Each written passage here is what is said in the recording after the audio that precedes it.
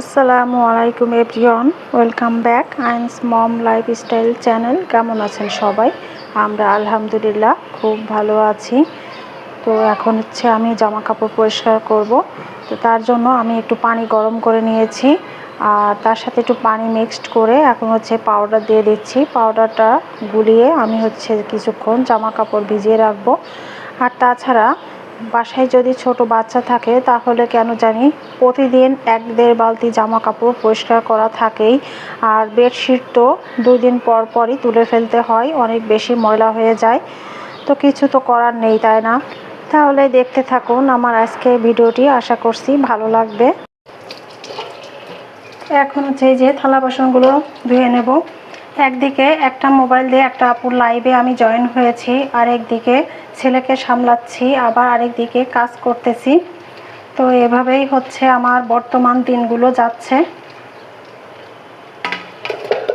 অনেকেই আছে না দেখে না জেনে অনেক ধরনের মন্তব্য করে বসেন। আমি মনে করি এটা করা ঠিক না, কারণ একটা বাসায় কিন্তু একটা মেয়ের অনেক ধরনের কাজ করতে হয়।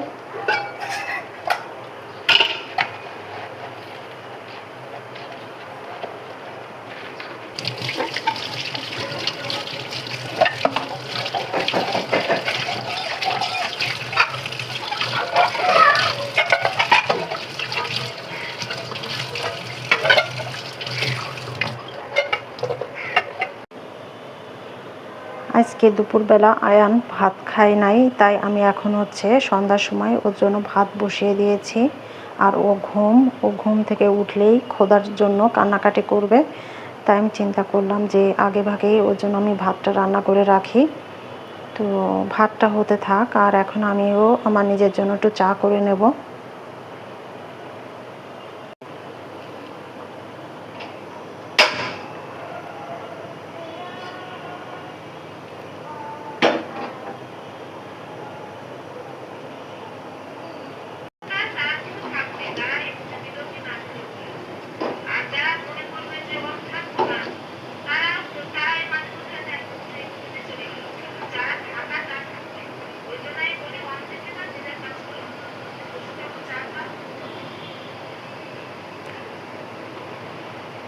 আমি একটু কড়া চা খাই, তাই একটু চার পরিমাণ আমি বেশিই দিই।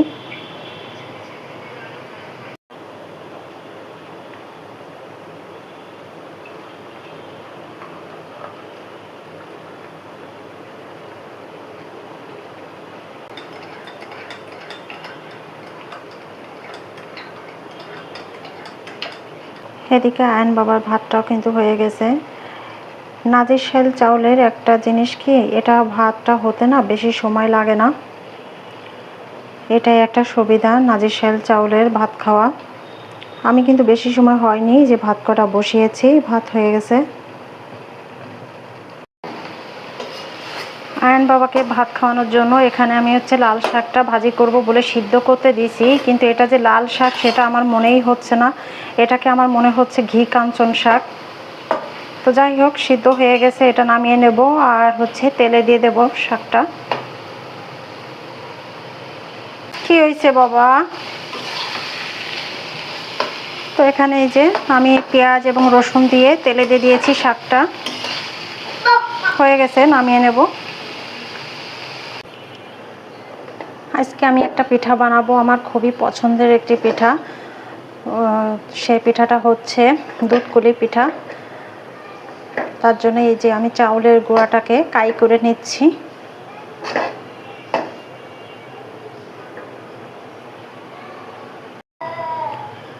তো যেহেতু আমি দুধ পুলি পিঠা বানাবো, দুধ তো লাগবেই। তো এক চুলায় আমি দুধটা জাল করে নিচ্ছি। আর এদিকে একটি কড়াইয়ে আমি খেজুরের গুড় দিয়েছি। এখানে নারকেল আছে।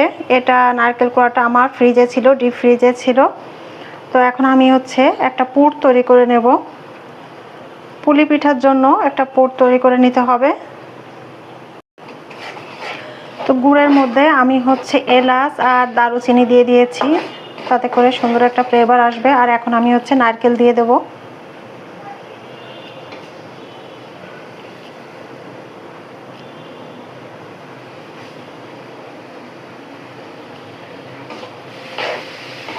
এখন শুধু নেড়ে চেড়ে আমি হচ্ছে একটা পুর তৈরি করে নেব।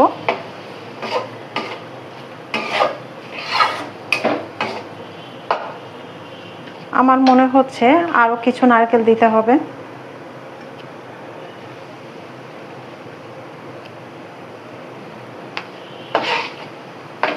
চুলার আঁচটা একদমই কম রাখতে হবে, রেখে নেড়ে চেড়ে একটা পুর তৈরি করে নিতে হবে। আর এই পিঠাটা কিন্তু খেজুরের গুড় দিয়েই বেশি মজা লাগে। এই পিঠা কি আমি এখন সব ধরনের পিঠাই আমি হচ্ছে খেজুরের গুড় দিয়েই খাই, আমার খেজুরের গুড় দিয়েই ভালো লাগে। তো এখন হচ্ছে কুলি পিঠাগুলো তৈরি করে নেব।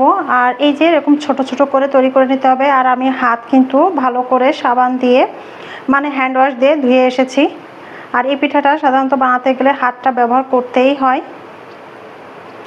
এই পিঠাটা আমি এবং আমার হাজব্যান্ড মানে আপনাদের ভাইয়া অনেক বেশি পছন্দ করি। তো এই পিঠাটা মূলত শীতের পিঠা, শীতের সময় বেশি ভালো লাগে খেতে। তো আমার হঠাৎ করে এই পিঠাটাই খেতে ইচ্ছা করলো, তাই ভাবলাম যে ফ্রিজে তো দুধ আছে, তাহলে এটা তৈরি করে ফেলি।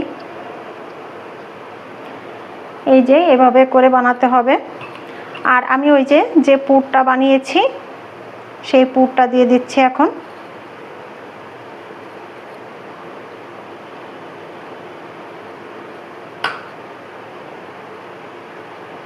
এখন এই যে আটকে দেব দুই পাশ।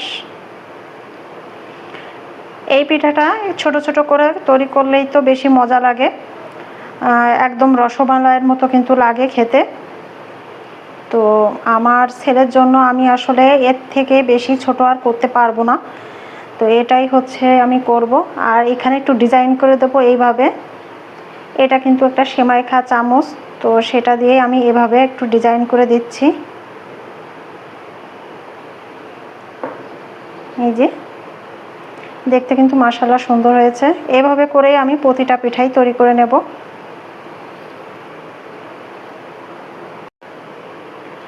তো এই তো এক এক করে সবগুলা পিঠাই আমি তৈরি করে নিয়েছি এভাবে করে। ক্যামেরাতে পিঠাগুলো একটু অতিরিক্ত বেশি বড় লাগছে, আসলে এতটাও বড় করে তৈরি করা হয়নি। তো এখন হচ্ছে পিঠা তো তৈরি করা হলো, রান্না তো করতে হবে। এখন আমি রান্না করতে চলে যাব পিঠাগুলা। তো এখানে হচ্ছে আমি একটা কড়াইয়ে দুধ বসিয়ে দিয়েছি। তো দুধটা জাল উঠলে আমি হচ্ছে গরম মশলা দিয়ে দেব। এই পিঠাটা যতটা বড় পাতিলে রান্না করা যায় ততই ভালো। তো আজকে আমি হচ্ছে কড়াইয়ে রান্না করব। দুধে জাল উঠে গেছে, এখানে আমি তেজপাতা আর হচ্ছে এলাচ আর হচ্ছে দারুচিনি দিয়ে দিচ্ছি। আর স্বাদের জন্য আমি হচ্ছে লবণ দিয়ে দিয়েছি। লবণ ছাড়া আসলে কোনো কিছুই স্বাদ লাগে না। কিছুক্ষণ জাল করে নেব।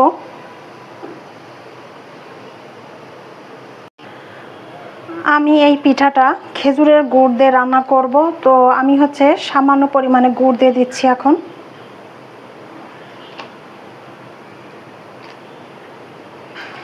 যেহেতু পিঠার যে পুরটা আমি তৈরি করেছি তার ভিতরে আমি গুড় দিয়েছি, তাই আমি এখানে অল্প পরিমাণে দেব যাতে কালারটাও দেখতে সুন্দর লাগে।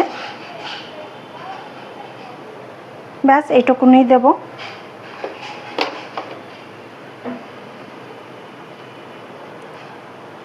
আর এখানে আমি নারকেলের কুড়া দিয়েছি সামান্য, বেশি না। একটু নারকেলের কোড়া দিলে কি হয়, খেতে আরো বেশি মজা হয়। তো আমার যেহেতু দুধে জাল উঠে গেছে, আমি একটা একটা করে পিঠা ছেড়ে দেব। এই পিঠাটা রান্না করতে কিন্তু খুব বেশি সময় লাগে না, অল্প সময়ের মধ্যে রান্নাটা করে নেওয়া যায়।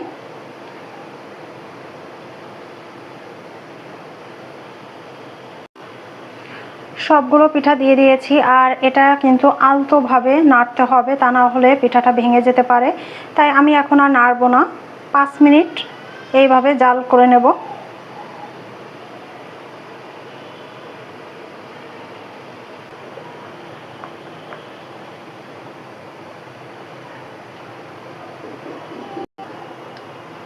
পিঠাটা কিন্তু আমার প্রায় রান্না করা শেষ, দেখলেই বোঝা যাচ্ছে পিঠাটা রান্না কিন্তু শেষ।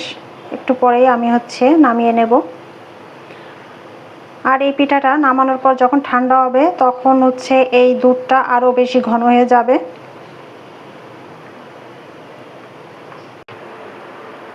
আজকে সন্ধ্যার সময় আয়ান বাবার জন্য দুধ কিনতে হতো, তো সেই দুধ নিয়ে আর এই লিচু নিয়ে আপনাদের ভাইয়া এসেছিল, অফিস থেকে বাসায় এসেছিল। আর এবার কিন্তু আমাদের এইটাই বছরের প্রথম লিচু খাওয়া হবে। তো আপনাদের ভাইয়ার একটা গুণ খুবই ভালো, সেটা সে কিন্তু আমার অপেক্ষা থাকে না যে আমি বলবো তাকে তারপর সে কিনে নিয়ে আসবে। বছরের প্রথম ফল যখনই হয় সে নিজে থেকেই কিনে নিয়ে আসে। আর আমার দুধকুলি পিঠার ফাইনাল লুকটা এই আমার দুধকুলি পিঠার ফাইনাল লুকটা। এই পিঠাটা আমি শীতের সময় দেখাচ্ছে 2-3 বার বানাই, আর গরমের সময় এগুলো দুধের জিনিস, তো এগুলো গরমের সময় না বানানোই ভালো। তো আমি বানিয়ে নিয়েছি, আমার ইচ্ছা করছে খেতে তাই বানিয়ে নিয়েছি।